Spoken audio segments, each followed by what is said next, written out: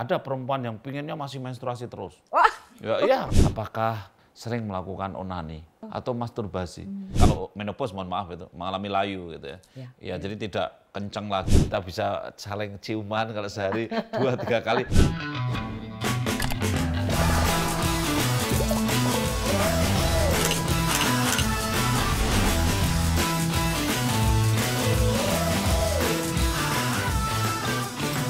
Assalamualaikum warahmatullahi wabarakatuh. Salam sejahtera, salam, Om Swastiastu, Namo Buddhaya, salam kebajikan.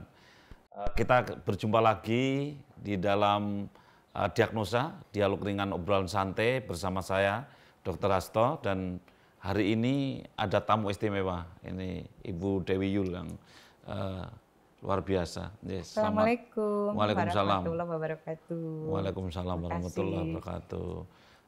Ibu, terima kasih sekali. Sama-sama Pak. Sudah berkenan hadir di diagnosa, dan kita ini punya apa ya, keluarga-keluarga muda di sana. Tetapi hari ini kita ingin bicara tentang keluarga-keluarga yang senior lah. Itu. Bukan tua ya Pak? Bukan tua, tapi sudah senior, sudah punya banyak pengalaman, mungkin memang juga usia sudah di atas 50 barangkali begitu. Ya. Saya 63. Wow, tapi kelihatan 36 ya. Masya Allah, alhamdulillah. Karena sejak saya SMA beliau sudah nyanyi sampai sekarang masih sama menurut saya itu. Kalau ketemu tidak pangling gitu ya. Alhamdulillah. Iya, jadi keluarga dan sahabat keluarga muda, keluarga senior, para sahabat diagnosa, sekarang ini kita akan diskusi tentang menua, Ibu. Ya. Jadi manusia itu sebetulnya memang semua bisa kena penyakit, dan penyakit itu bisa diatasi kecuali penyakit menua. Ya, jadi kalau penyakit menua tidak bisa diatasi. Nah, ini saya juga udah tua, ini saya Ibu juga sudah senior. Ya. Sudah, ya. Mungkin senior ya sebutannya. Ya, senior. Tapi kalau menurut Bu Dewi Yul ini gimana? Kalau menurut pandangan masyarakat umum atau barangkali orang juga yang mengalami penuaan gitu, ya. Ya, saya merasa bahwa saya bahagia dan bangga dengan bertambahnya usia saya.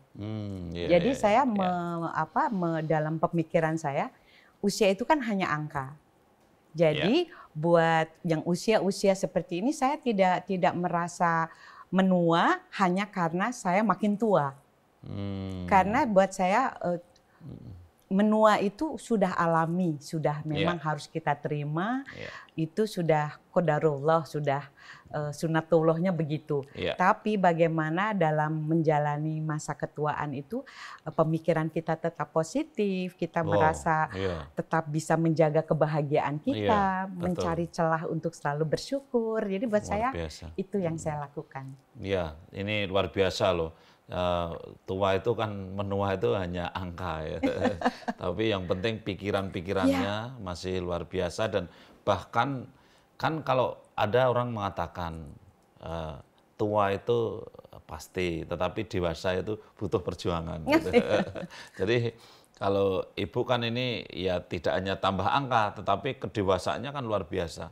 Kesabarannya, kemudian juga pengalaman-pengalaman hidupnya itu membuat tambah kaya ya, mungkin tambah banyak hal yang bisa dimanfaatkan untuk orang lain. Nah, itulah barangkali yang tadi beliau sampaikan, bahwa kita yang penting pikiran-pikirannya. Karena banyak juga keluarga yang begini, Bu, semakin tua-tua keladi gitu ya. Semakin tua semakin jadi. Tapi itu kan konotasinya kan negatif ya, negatif. Jadi ada orang yang sudah tua, usianya bertambah, tapi tidak dewasa. Tidak dewasa. Kalau buat saya sekarang bagaimana makin menjalani masa senja, usia senja gitu. Usia menuju ke pintu kembalinya kita, itu kita bisa mengisi dengan hal-hal yang lebih bermanfaat, yang bisa membahagiakan anak, cucu kita. Kita jangan merasa, aduh saya udah tua nih, saya nggak bisa apa-apa. Itu juga nggak boleh, tapi juga berlebihan juga jangan. Misalnya kita merasa, oh saya belum tua, saya bisa melakukan segala hal seperti anak muda, ya enggak juga gitu. Bahaya itu, bahaya itu. Merasa, wah saya tua atau cuma angka, saya masih muda gitu ya. Tapi Terus manjat pohon gitu. Karena orang tua itu mau tidak mau tulangnya tambah keropos Ya. gitu Bu. Jadi kemudian kita resikonya tinggi. Jadi kalau orang muda itu jatuh nggak apa-apa gitu. Tapi orang tua jatuh bisa istirahatnya lama karena ya tulangnya udah keropos. Boleh nggak kalau dibilang sebetulnya badan kita tuh kan makin menua makin terjadi pembusukan katanya dalam bahasa. Ya, tapi jangan jelek. dibilang membusukan lah Bu. Kalau agak mengerikan juga ya kalau awas loh ini keluarga-keluarga membusuk. Itu buat mengingatkan kita saja bahwa kita kan terjadi perapuhan kalau istilahnya Pak Dokter ya. Artinya kita tidak bisa untuk mengabaikan bahwa kita harus menjaga kesehatan tubuh gitu ya Pak. Sesuai dengan kebutuhan nutrisi apa yang kita perlukan. Betul. Cuma kan kadang-kadang kita suka gampangin gitu loh Pak. Betul, mengabaikan ya. Iya, itu bagaimana tuh menurut Pak Dokter? Jadi kadang-kadang orang memang tidak tidak menyadari, tidak menghayati. Tapi yang paling baik memang kita harus memahami ya. Jadi Tuhan itu menciptakan manusia itu dari lemah dikuatkan, dari kuat dilemahkan. Ceritanya begitu. Nah ini yang kita perlu pahami bersama, bahwa ternyata puncak kejayaan manusia itu, dari sisi sel-selnya, tubuhnya, fungsi organnya, itu 32 tahun. Ya, jadi saya dulu juga kaget ketika saya sekolah di kedokteran itu, terus saya ambil spesialis, terus saya ambil sub-sub lagi, sekarang wah ternyata usia kita itu ya topnya itu 32 tahun. Usia keemasan kita usia itu keemasan secara biologis. Secara tubuh kita ya. Ya, 32 tahun. Jadi sejak umur 32 tahun itu istilahnya mengalami degenerasi. Oke. Ya, kalau tadi Bu Dewi kan pembusukan gitu. Nggak apa-apa Pak, biar kita mengingatkan, diingatkan bahwa kita tidak boleh sombong sebagai manusia. Betul, gitu. Dan orang biar memperhatikan lah, awas loh Anda itu mulai memburuk gitu lah. Ya, gitu, ya kan? Kalau dengan bahasa yang halus-halus kan mungkin malah nggak ingat. Iya, Anda betul. itu badannya membusuk. Sekali-kali gitu. harus dikejutkan Pak. Ya betul. Wow gitu. Nah rupanya sejak 32 tahun itu kita mengalami degenerasi. Sel-selnya itu mengalami kematian, namanya apoptosis. Jadi mengalami kemunduran. Ya. Ada yang bisa diganti, ada yang tidak bisa diganti. Gitu. Nah itulah yang membuat kita kemudian menua. Ya. Nah kita bisa lihat ya itu tentara atau TNI, Polri, kalau yang di pasukan itu, kalau usia 32 tahun ke atas itu mulai dia fisiknya juga mulai beda ya. Lain dengan orang yang kantoran seperti kita rasanya sama aja karena tidak mengandalkan fisik gitu. Saya nggak tahu kalau penyanyi apakah kalau umur 32 tahun kan suaranya tetap bagus ya. Malah tambah bagus itu. Sebetulnya mungkin ya kalau misalnya ke tentara kan ada kegiatan fisik yang bisa terhitung gitu ya Pak. Bisa lari berapa kilometer berarti. Kalau penyanyi kan sebetulnya juga harus tetap latihan Pak. Cuma kelihatan kalau penyanyi ini jarang menyanyi, suaranya jadi gemetar. Kemudian sesuai dengan bertambahnya usia, nada juga sudah tidak bisa nada yang lama, pasti turun satu nada dari waktu kita zaman muda gitu. Jadi tetap ada. Ada Pak, ada. Terasa. Yang saya ingin tanya Pak Dokter. Bagaimana kalau kita menjumpai seseorang yang tidak terima dengan ketuaannya? Jadi dia takut kalau ketemu orang karena dia merasa sudah tua gitu. Itu ada, itu sindrom apa ada juga tuh? Ya. Ada. Takut dengan ketuaannya. Jadi takut kalau ketemu orang gitu, tiba-tiba dia merasa saya nggak berani lagi ketemu orang karena merasa sudah tidak seperti yang dulu. Ada sindromnya. Ya, gitu. sindrom. Kalau saya melihat orang-orang yang seperti itu tuh cenderung lebih ke arah ketidaksiapan mental, dalam hal ini mental disorder. Jadi gangguan mental itu, Itu bagaimana Pak Dokter untuk mengatasi yang lansia atau calon lansia kan yang muda-muda juga nanti akan menua. Jadi minta saran dan nasihat dari Pak Dokter nih. Ya, sebetulnya yang pertama ya, orang yang takut dengan menua itu harus diajak juga belajar tentang tua. Jadi karena begini, ternyata peristiwa tua itu membawa keberuntungan. Dan keindahan, Pak. Dan keindahan. Itu saya percaya, Pak. Iya, jadi itu Ibu mungkin punya pengalaman juga. Kalau saya sebagai dokter ya, saya tahunya seperti ada perempuan yang pinginnya masih menstruasi terus. Wah. Ya, umurnya sudah 52 tahun itu masih menstruasi terus. Dia merasa bahwa Pak dokter minta tolong saya mainnya itu bisa kalau bisa masih reguler gitu. Karena dia takut kalau tidak main, aduh ini gimana, saya sudah tua gitu. Padahal ternyata Tuhan menciptakan tuh dengan hukum keesaan Tuhannya itu orang tuh kalau sudah umur 51 tahun terus tidak menstruasi ya. Kemudian setelah itu rahimnya itu aman. Karena kalau umur tua menstruasi mudah jadi kanker gitu. Ini contoh begitu. Jadi orang tidak, oh ya ternyata menua itu sudah ada manfaatnya ya untuk melindungi diri dari penyakit-penyakit tertentu. Nah itulah. Saya merasakan gini Pak. Untuk orang-orang yang tidak menerima dengan perubahan-perubahan fisik, contohnya, saya punya kantong mata nih Pak. Iya. Ini kantong mata banyak teman-teman ahli kecantikan dari itu. Ayo diambil apa? Terus saya bilang, masa saya mau bersaing sama menantu saya?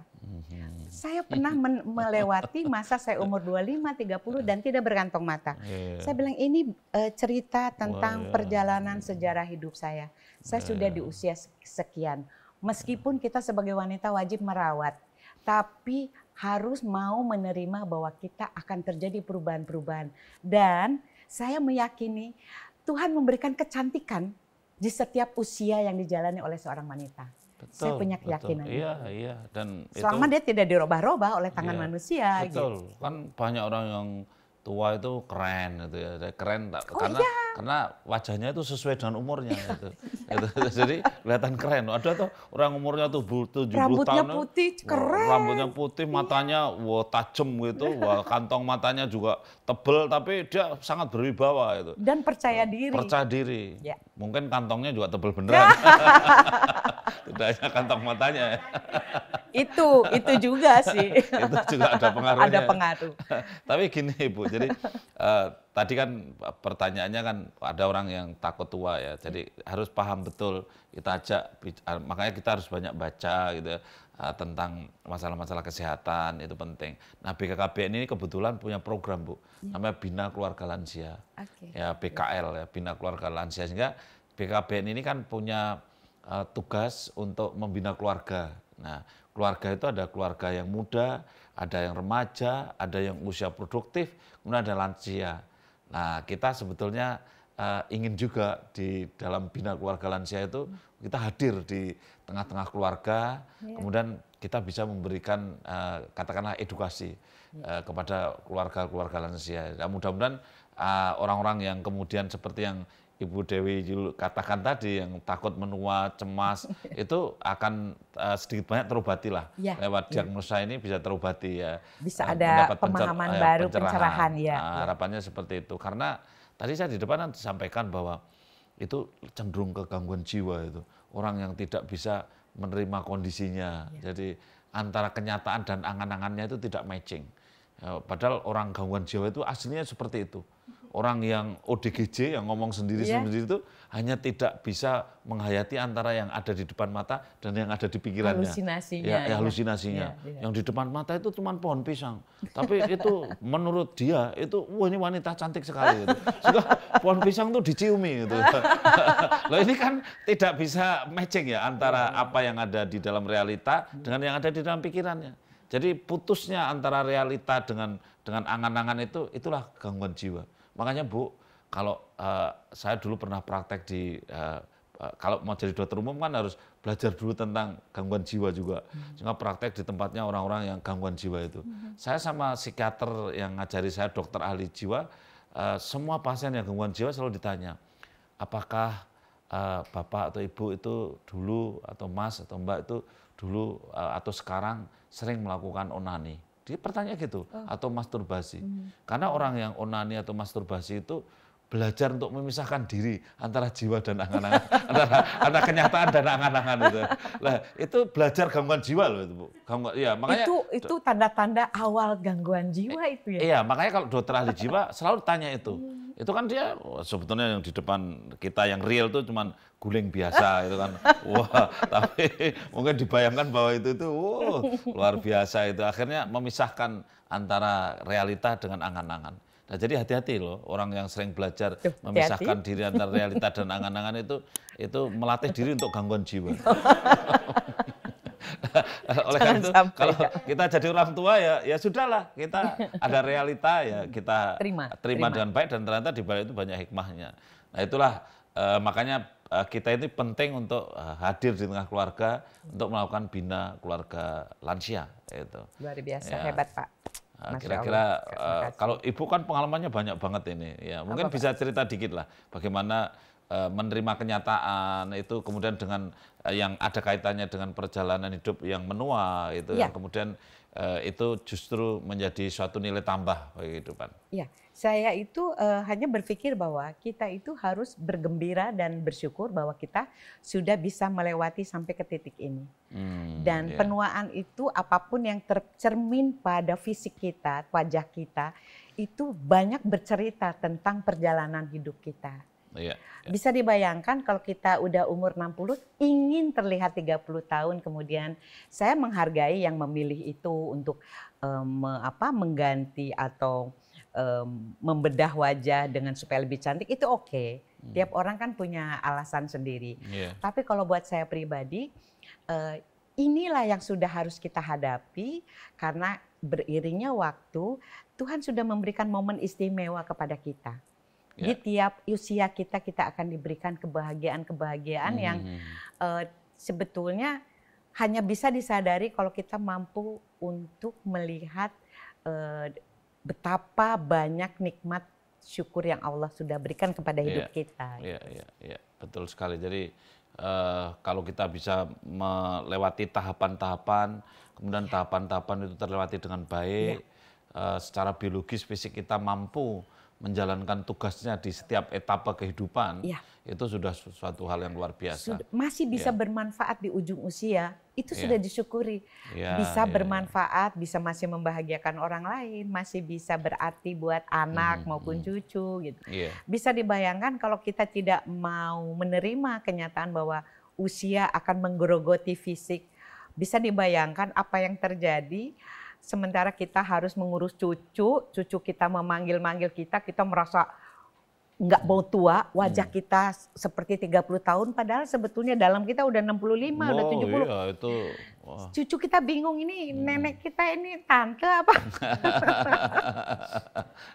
Bahkan neneknya kalau dipanggil tante itu seneng sekali ya. Seneng sekali sebetulnya ya, tapi kan bisa dibayangkan Pak, fisik kita beda dengan gerakan kita. Mungkin fisik kita seperti muda, tapi kan di dalam nggak bisa dibohongin. Di dalam itu sudah ada menurut Pak Dokter ya, perubahan-perubahan signifikan. Iya, fungsi organ berubah, kekuatan organ berubah. Tadi saya bilang kalau tulang itu mengalami osteoporosis namanya.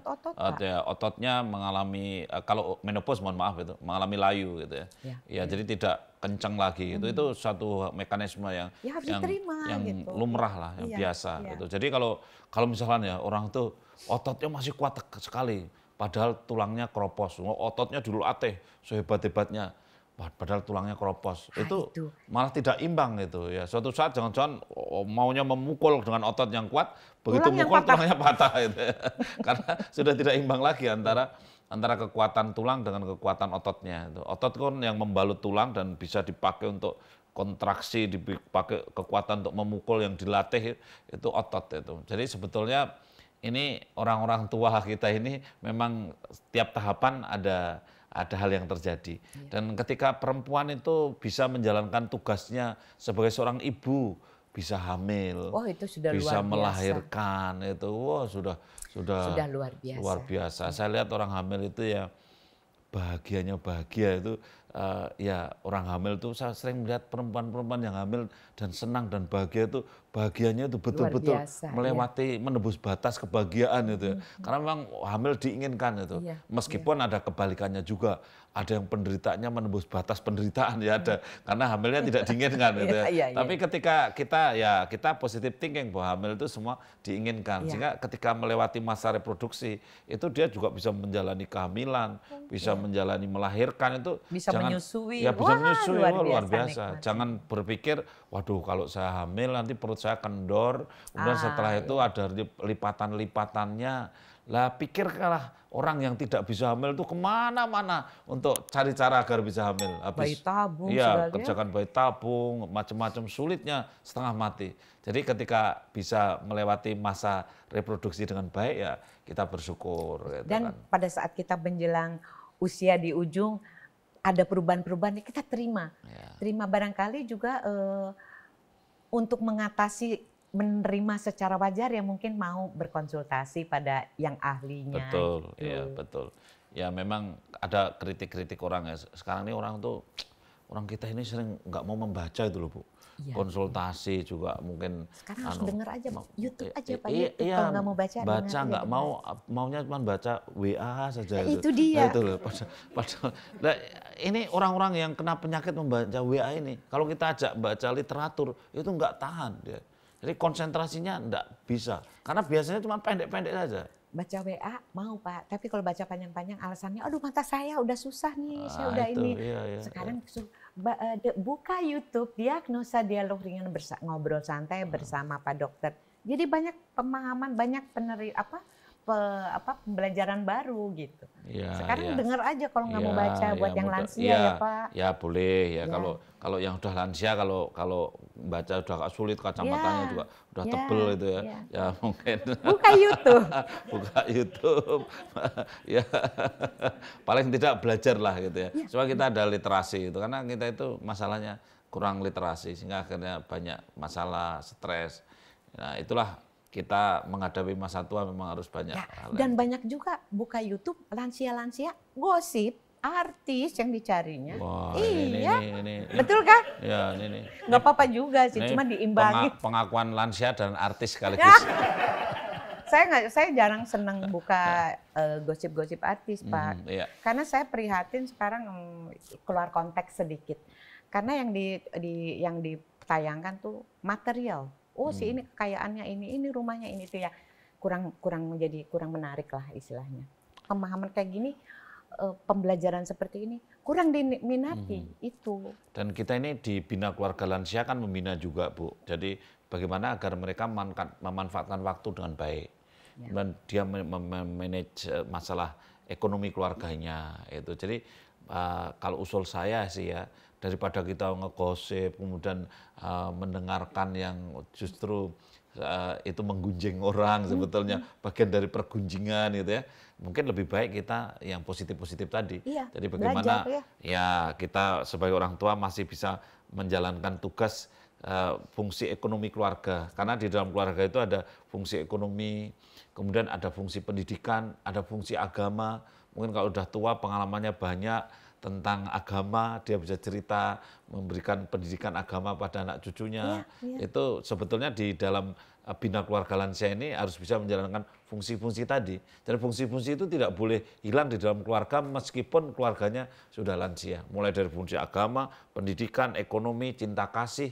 Cinta kasih itu justru lebih penting. Kadang-kadang ada orang yang setelah usia tidak reproduktif itu, terus dia itu gimana ya kok hubungan suami istri kok jadi seperti hambar gitu. Padahal menurut saya tuh ya malah nggak ada risikonya loh malah. Ya, dan banyak istilahnya untuk mengharmoniskan atau untuk mendekatkan suami istri tidak perlu harus rutin seperti waktu muda. Tidak perlu, betul, tapi ada momen-momen yang membuat kemesraan itu terjalin, tidak harus.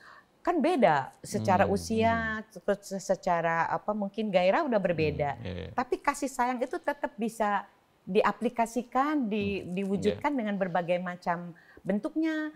Nonton TV sambil saling mijet misalnya. Gitu kan. Itu kan menterapi itu. Menterapi pasangan kan, gantian gitu loh. Iya. Nanti tato yang satu udah tidur sambil yang ini, oh udah itu udah baru kitanya. Kan gitu. Ya Bi ya. Ini menarik ya. Jadi sebetulnya kemesraannya itu diciptakan dengan cara yang berbeda. Ini bagus sekali karena kita di dalam bina keluarga lansia ini harus mampu menciptakan fungsi cinta kasih di dalam keluarga. Di samping fungsi perlindungan dan sebagainya. Oleh karena itu ini bagus ini cerita menjalankan fungsi cinta kasih dalam fungsi keluarga ketika lansia. Gitu. Sebetulnya kalau ini saya mau cerita malu sih sebetulnya ya. Nggak apa-apa Pak Dokter. Iya, jadi lucu-lucu juga ya ternyata dari Ibu Dewi Yulni kan bagus sekali menurut saya realistis lah. Ketika dulu mungkin kita mesra-mesraan itu mesranya mesra gaya anak muda lah gitu ya. Tetapi sekarang ini mesranya beda.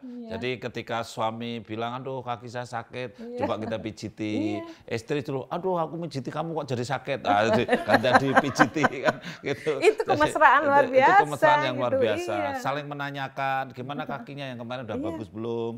Mungkin perlu saya kasih apalah bedak atau apa yang itu luar biasa. Ya. Kan banyak mungkin tiap keluarga punya pola yang berbeda bagaimana mewujudkan kedekatan emosional maupun kedekatan fisik kepada pasangannya yang sudah usia di atas 60 gitu.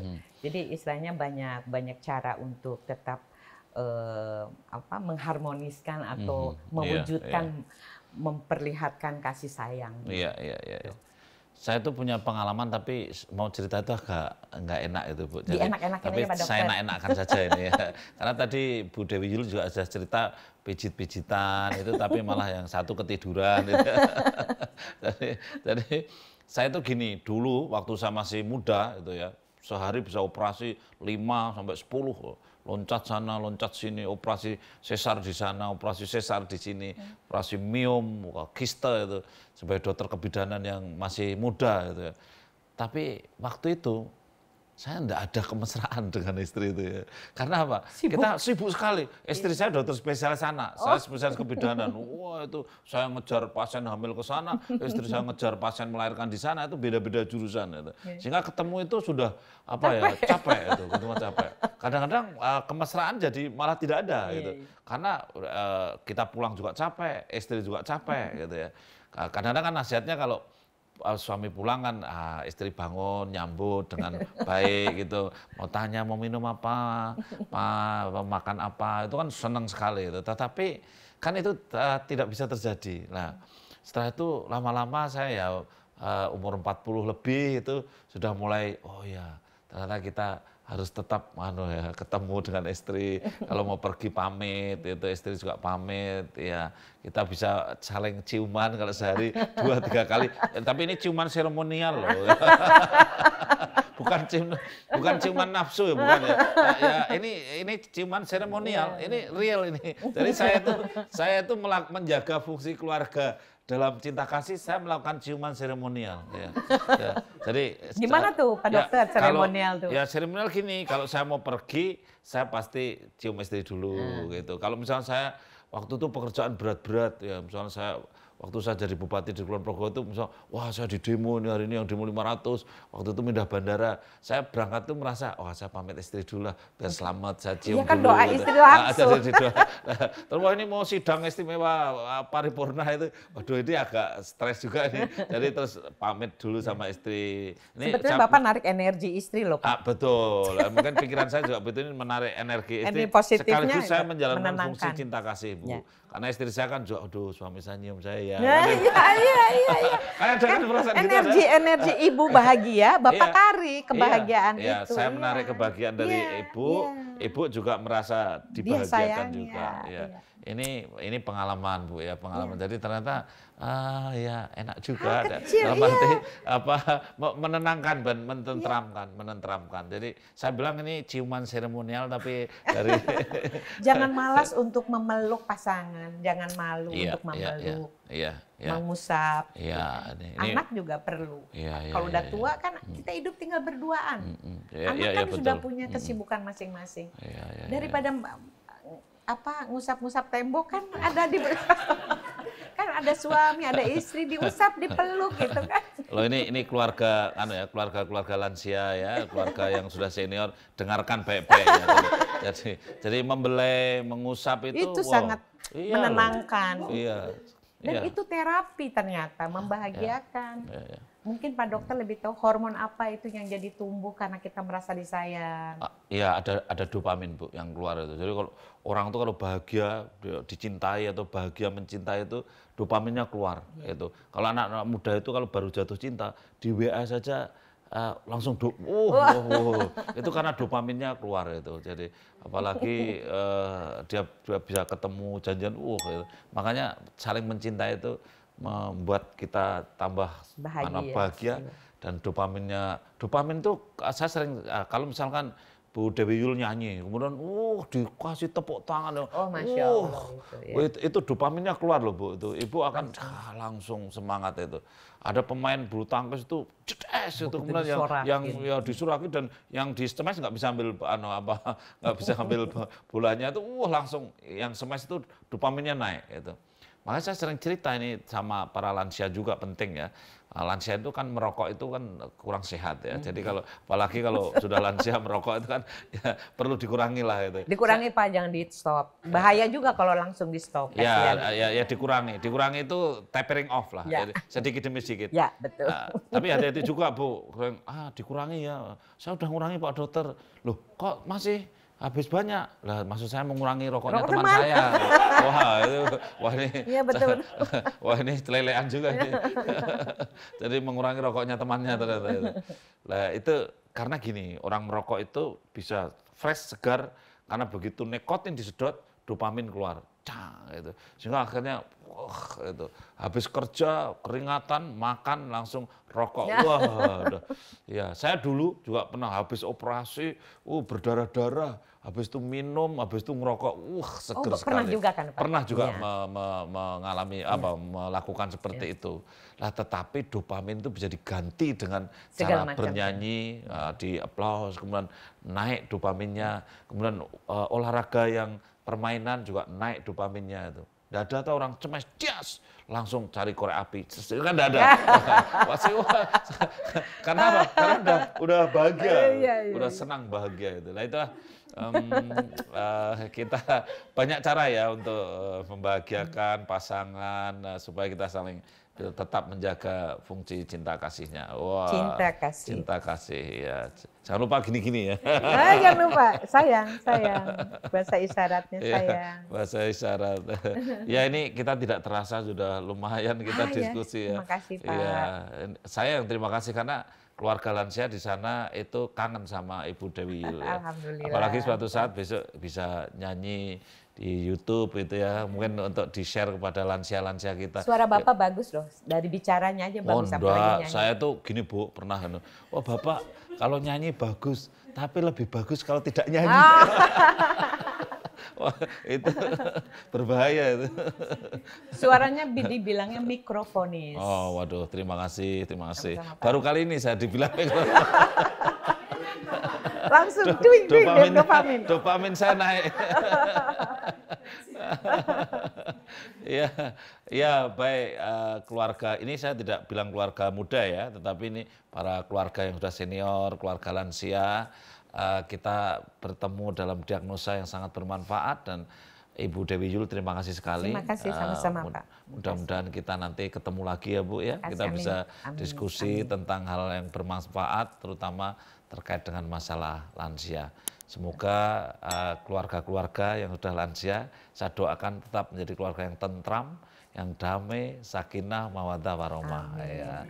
Terima kasih. Wassalamualaikum warahmatullahi wabarakatuh.